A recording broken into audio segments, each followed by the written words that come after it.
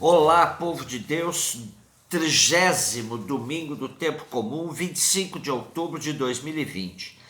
A nossa reflexão de hoje, Êxodo 22, de 20 a 26, 1 Tessalonicenses 1, 5c a 10 e Mateus 22, 34 a 40. O livro do Êxodo é de suma importância para quem quer entender as raízes do povo de Israel. O evento que dá nome ao livro, Êxodo, ocorreu em 1250 a.C., mas não significa que o livro tenha sido escrito neste tempo. Temos nele, inclusive, acréscimos até pós-exílio da Babilônia do século VI a.C. São Jerônimo dizia que ignorar as Escrituras é ignorar o Cristo. Parafraseando, podemos dizer, ignorar o livro do Êxodo é ignorar o sentido da Bíblia, pois nele há temas que perpassam toda a Sagrada Escritura, tais como a aliança, com o grande código da aliança, e a libertação do Egito, tão bem narrada no Êxodo. Essas duas chaves de leitura para a Bíblia toda. Podemos assim dizer, pois, ser fiel à aliança com Deus é um convite e um mandato que está por detrás de quase todos os livros. E também a libertação pessoal e coletiva de todas as formas de escravidão. O povo precisou aprender que a defesa do fraco é condição sem a qual não há civilização humana e crente. Nosso texto de hoje é extremamente claro neste sentido. Se o povo quer ser povo de Deus, deve amparar aqueles que são considerados por todos os sistemas como descartáveis e inúteis, inclusive os estrangeiros que se tornavam escravos a cada luta de conquista entre os povos. Somente o amor, começando pelos pobres, poderá salvar a humanidade. Ouçamos o que diz o texto.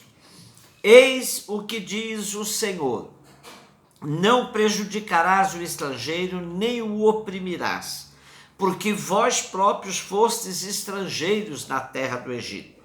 Não maltratarás a viúva nem o órfão. Se lhes fizerem algum mal e eles clamarem por mim, escutarei seu clamor. Inflamar-se-á a minha indignação e matar-vos-ei ao fio da espada. As vossas mulheres ficarão viúvas e órfãos os vossos filhos.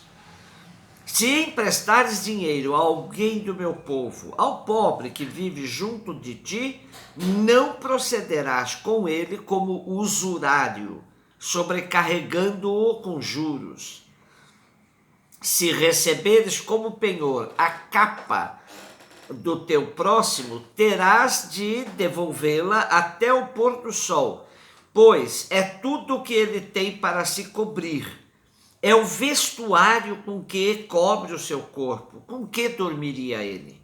Se ele me invocar, escutá-lo-ei, porque sou misericordioso. 1 Tessalonicenses, capítulo 1, versículos 5c a 10. Estamos nos anos 50, 51 e lendo o primeiro texto do Segundo Testamento, escrito pelo apóstolo dos gentios, Paulo. Ele escreve uma cartinha manifestando sua alegria pelas notícias recebidas sobre o andamento da comunidade de Tessalônica, que se tornou exemplo para todos os crentes da Macedônia e de Acaia. Paulo tem consciência de que tudo o que ali aconteceu é obra do Espírito Santo, do qual ele foi somente um instrumento, e que a comunidade de Tessalônica se tornou missionária, pois com seu exemplo toda a região aceitou o evangelho por ele pregado.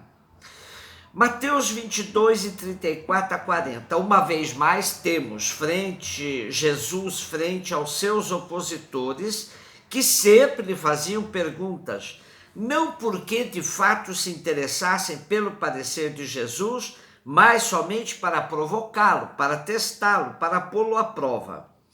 Desta vez é um doutor da lei cercado por fariseus que souberam que Jesus tinha se saído muito bem no embate com os saduceus. E o doutor da lei se aproxima e lhe pergunta: mestre, qual é o maior mandamento da lei? Eles viviam pregando que era necessário observar mais de 600 mandamentos. Pode até ser verdade que um doutor da lei vivesse ele mesmo perdido no meio de sua missão confusa de ensinar tantas leis aos outros. Como bem sintetiza uma das primeiras edições da Bíblia Pastoral, Jesus resume a essência e o espírito da vida humana num ato único, com duas faces inseparáveis: amar a Deus com entrega total de si mesmo, porque o Deus verdadeiro e absoluto é um só, e entregando-se a Deus, o homem desabsolutiza a si mesmo, o próximo e as coisas. Amar ao próximo como a si mesmo, isto é, a relação num espírito de fraternidade, nunca de opressão ou de submissão. O dinamismo da vida é o amor que tece as relações entre as pessoas, levando todos aos encontros, confrontos e conflitos que geram uma sociedade cada vez mais justa e mais próxima do reino de Deus. Na sua mais recente encíclica, Fratelli Tutti, o Papa Francisco diz: a estatura espiritual de uma vida humana é medida pelo amor, que constitui o critério para a decisão definitiva sobre o valor ou a inutilidade de uma vida humana. Todavia, há crentes que pensam que sua grandeza está na imposição das suas ideologias aos outros, ou na defesa violenta da verdade, ou em grandes demonstrações de força. Todos nós, crentes, devemos reconhecer isto. Em primeiro lugar está o amor. O amor nunca deve ser colocado em risco. O maior perigo é não amar. É exatamente esse perigo que os fariseus e os doutores da lei tinham caído. Iludidos com o código de leis, achando que era a única receita de salvação, se esqueceram do essencial: o amor absoluto a Deus e o amor ao próximo, que deve ser o cimento de toda a relação humana. Papa Francisco também nos ajuda a entender que a atitude do doutor da lei que perguntou a Jesus sobre o maior mandamento continua a se repetir hoje em nossa vida. Ficamos discutindo por onde começar, enquanto a vivência do amor gratuito aos outros ganha contornos de urgência trágica, diante da fome e de outras necessidades que não percebemos. A globalização da indiferença é uma chaga que atinge a humanidade toda. Se não é comigo a desgraça, o outro que se vire. Assim se expressa o Papa Francisco. Assaltam uma pessoa na rua e muitos fogem como se não tivessem visto nada. Sucede muitas vezes que pessoas atropelam alguém com seu carro e fogem. Pensam só em evitar problemas.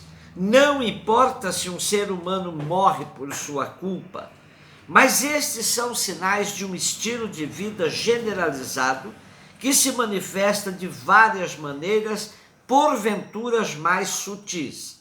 Além disso, como estamos todos muito concentrados nas nossas necessidades, ver alguém que está mal incomoda-nos, perturba-nos, porque não queremos perder tempo por culpa dos problemas alheios. São sintomas de uma sociedade enferma, pois procura construir-se de costas para o sofrimento. Estamos enfermos, não só por causa da pandemia, pois, muito antes dela, já vínhamos sendo empurrados para um CTI. O sistema neoliberal é a praga do mundo, que faz com que nossa agenda esteja cheia de tudo que nos impede viver a centralidade do amor a Deus e aos irmãos. Acumulação, consumismo, concentração de bens em mãos de poucos. Enquanto nos considerarmos o centro do mundo e o nosso umbigo for o nosso Deus, não dá para viver os dois mandamentos que são faces de uma única moeda. Como nos disse Jesus, o amor ao próximo é semelhante ao maior de todos os mandamentos, o amor a Deus. Só o amor salvará a humanidade. Um beijo no seu coração.